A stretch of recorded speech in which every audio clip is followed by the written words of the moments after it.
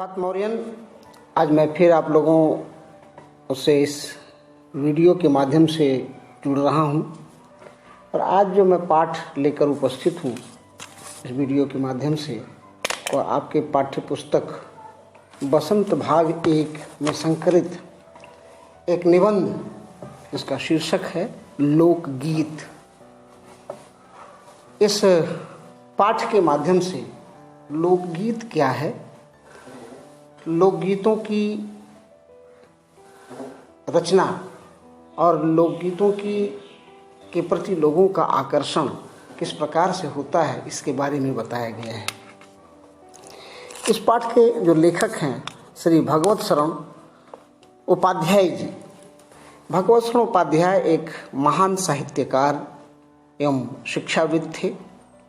आपका जन्म सन 1910 ईस्वी को ये उजियारपुर जिला बलिया उत्तर प्रदेश में हुआ था। आप एक विख्यात शिक्षाविद तथा एक महान साहित्यकार रहे हैं। आप मॉरिशस में भारत के राजदूत तथा विक्रम विश्वविद्यालय में इतिहास के प्रोफेसर भी रहे हैं। आपका निधन 12 अगस्त 1982 को हुआ। इनकी बहुत सी रचनाएं जिन्होंने हिंदी साहित्य को एक नया आयाम दिया, जिसमें विश्व साहित्य की रूपरेखा, कालिदास का भारत, कादम्बरी, ठूठा आम, लाल चीन, गंगा गोदावरी, बुद्ध वैभव, साहित्य और कला, सागर की लहरों पर ये बहुत प्रमुख हैं और हिंदी साहित्य में एक अपनी अलग पहचान बना करके रखती हैं। अब आगे हम लोग चलते हैं। लोकगीत। लोकगीत कई प्रकार के होते। पहले तो हम लोग स्पष्ट करना चाहेंगे कि लोकगीत होते क्या हैं। लोकगीत अपनी लोच, ताजगी और लोकप्रियता में शास्त्रीय संगीत से भिन्न होते हैं। लोकगीत सीधे जनता के संगीत हैं। घर, गांव और नगर की जनता के बीच के हैं। इनके लिए साधना की जरूरत नहीं होती। त्योहारों और विशेष अवसरों पर ये गाए जाते हैं। सदा से ये गाए जाते रहे हैं और इनके रचने वाले भी अधिकतर गांव के लोग ही हैं। स्त्रियों ने भी इनकी रचना में विशेष भाग लिया है। ये गीत बाजों की मदद के बिना ही एक या साधारण ढोलक, झांझ, करताल, बांसुरी आदि की मदद से गाए जाते हैं। मतलब लोकगीत कई प्रकार के होते हैं। जैसे आदिवासियों का संगीत तो बड़ा ही ओजस्वी और सजीव होता है। आदिवासी मध्य प्रदेश जैसे दक्कन, छोटा नागपुर में गोंड, खांड, ओरांव, मुंडा, भील, संथाल आदि क्षेत्रों में फैले हुए। मतलब लोक में प्रचलित, लोक भाषा में और लोक संस्कृत पर आधारित जो रचे हुए गीत होते हैं उनको हम लोकगीत कहते हैं। एक समय था जब शास्त्रीय संगीत के सामने इनको हेय दृष्टि से समझा जाता था या हेय दृष्टि से देखा जाता था। अभी हाल तक इनकी बड़ी उपेक्षा की जाती थी, पर इधर साधारण जनता की ओर जो लोगों की नज़र फिरी है तो साहित्य और कला के क्षेत्र में भी परिवर्तन हुआ है। अनेक लोगों ने विविध बोलियों के लोक साहित्य और संगीतों के माध्यम से संगीतों के संग्रह पर कमर बांधी और इस प्रकार के अनेक संग्रह अब तक प्रकाशित भी हो गए हैं। लोकगीतों के कई प्रकार हैं। इनका एक प्रकार तो बड़ा ही ओजस्वी और सजीव है। यह इस देश के आदिवासियों का संगीत है। जैसा मैं भी जिक्र कर रहा था, मध्य प्रदेश का दक्कन, छोटा नागपुर में गोंड, खांड, ओरांव, मुंडा, भील, संथाल आदि फैले हुए हैं, जिनमें आज भी जीवन नियमों की जकड़ में बंध न सका और निर्द्वंद लहराता है। इनके गीत और नाच अधिकतर साथ साथ और बड़े बड़े दलों में गाए और नाचे जाते हैं। 20-20, 30-30 आदमियों और औरतों के दल एक साथ एक दूसरे के जवाब में गाते हैं और उनसे दिशाएं गूंज उठती हैं। इनके गीत और नाच अधिकतर 20-20 आदमियों और औरतों के दल में, मतलब इस प्रकार का लोकगीतों की बनावट होती है कि जो सहज ही लोगों को अपनी तरफ आकर्षित कर लेते हैं। पहाड़ियों के अपने अपने गीत हैं, उनके अपने अपने भिन्न रूप होते हुए भी अशास्त्रीय होने के कारण उनमें अपनी एक समान भूमि है। गढ़वाल, किन्नौर, कांगड़ा आदि के अपने अपने गीत और उन्हें गाने की अपनी अपनी विधियां हैं। उनका अलग अलग नाम ही पहाड़ी पड़ गया है। वास्तविक लोकगीत देश के गांव और देहातों में है। इनका संबंध देहात की जनता से है, जिसमें से चैता, कजरी, बारहमासा, सावन आदि मिर्ज़ापुर, बनारस और उत्तर प्रदेश के पूर्वी और बिहार के पश्चिमी जिलों में गाए जाते हैं। बाउल और भतियाली बंगाल के लोकगीत हैं। पंजाब में माहिया आदि इसी प्रकार के हैं। हीर रांझा, सोहनी माहीवाल संबंधी गीत पंजाबी में और ढोला मारू आदि गीत राजस्थानी में बड़े चाव से गाए जाते हैं। वास्तविक लोकगीत तो गांव और देहातों में पाए जाते हैं। इन गीतों में देहाती लोगों की जान बसती है। इन देहाती गीतों के रचयिता कोरी कल्पना को इतना मान न देकर अपने गीतों के विषय रोजमर्रा के बहते जीवन से लेते हैं, जिसे वे सीधे मर्म को छू लेते हैं। उनके राग भी साधारणतः पीलू, सारंग, दुर्गा, सावन, सोरठ आदि हैं। कहरवा, बिरहा, धोबिया आदि देहात में बहुत गाए जाते हैं और बड़ी भीड़ को अपनी तरफ आकर्षित करते हैं। इनकी भाषा के संबंध में कहा जा चुका है कि ये सभी लोकगीत गांव और इलाकों की बोलियों में गाए जाते हैं। लोक की बोली में, वहाँ की प्रचलित बोली और वाणी में ये गाए जाते हैं।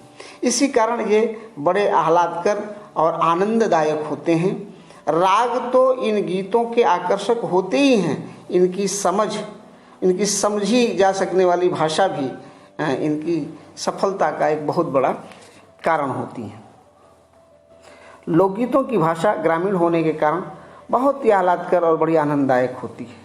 भोजपुरी में करीब 30-40 वर्षों से विदेशिया का प्रचार हुआ है और विदेशिया लोकगीत समूह में गाते हुए गांव में घूमते हैं। गाने वालों के अनेक समूह इन्हें गाते हुए देहात में घूमते फिरते हैं और उधर के जिलों में, विशेषकर बिहार में, विदेशिया से बढ़कर दूसरे गाने लोकप्रिय नहीं हैं। इन गीतों में अधिकतर रसिक प्रियों और प्रियाओं की बात रहती है। परदेसी प्रेमी की और उनसे करुणा और विरह का रस बरसता है। जंगल की जातियों आदि के भी दल होते हैं जो अधिकतर बिरहा आदि में गाए जाते हैं।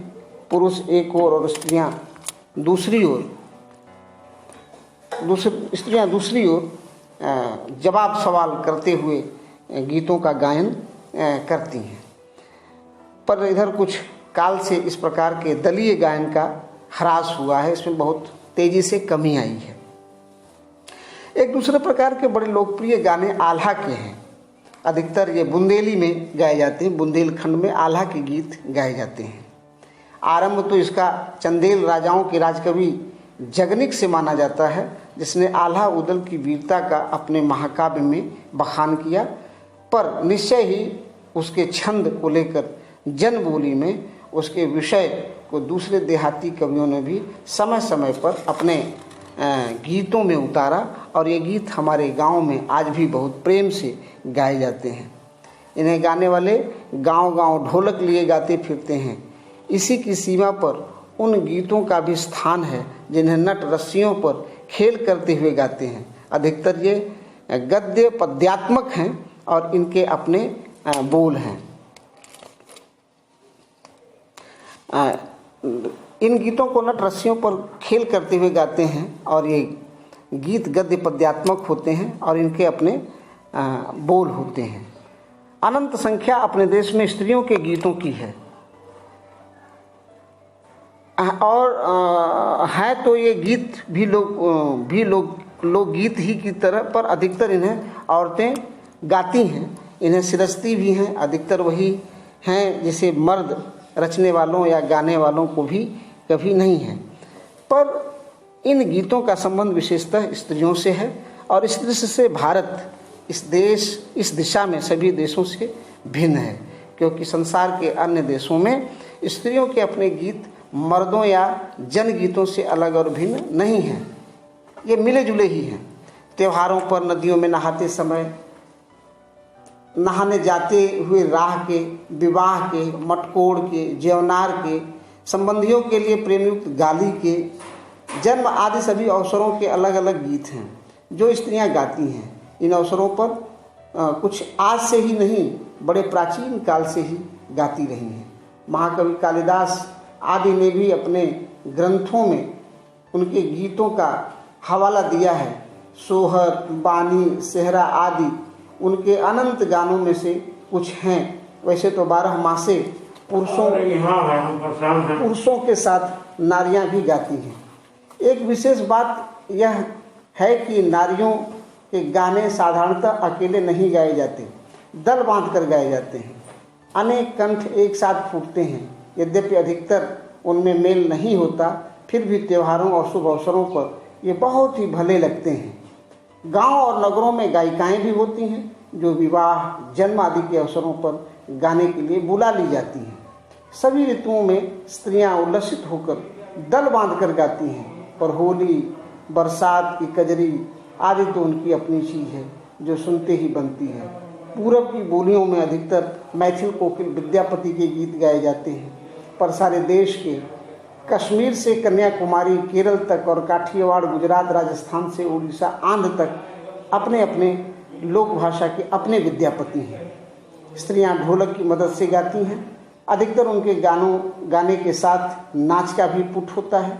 गुजरात का एक प्रकार का दलीय गायन गरबा है, जिसे विशेष विधि से घेरे में घूम घूम कर औरतें गाती हैं। साथ ही लड़कियां भी बजाती हैं, लकड़ियां भी बजाती जाती हैं जो बाजे का काम करती हैं। इनमें नाच गान साथ चलते हैं।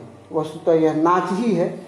सभी प्रांतों में यह लोकप्रिय हो चला है। इसी प्रकार होली के अवसर पर ब्रज में रसिया चलता है, जिसे दल के दल लोग गाते हैं। स्त्रियां विशेष तौर पर गांव के गीतों के वास्तव में अनंत प्रकार हैं। जीवन यहाँ उठला कर लहराता है, वहाँ भला आनंद के स्रोतों की कमी हो सकती है। उद्दाम जीवन के ही वहाँ के अनंत संख्यक गाने प्रतीक हैं।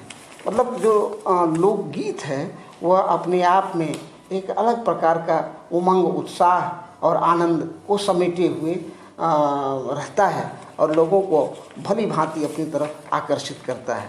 इस प्रकार से मैं इस पाठ पर आधारित आप लोगों को अभ्यास का प्रश्न और शब्दार्थ आपको भेज रहा हूं, और आप इनका इस वीडियो को देखें और अभ्यास के प्रश्नों को बना करके ग्रुप में शेयर करें।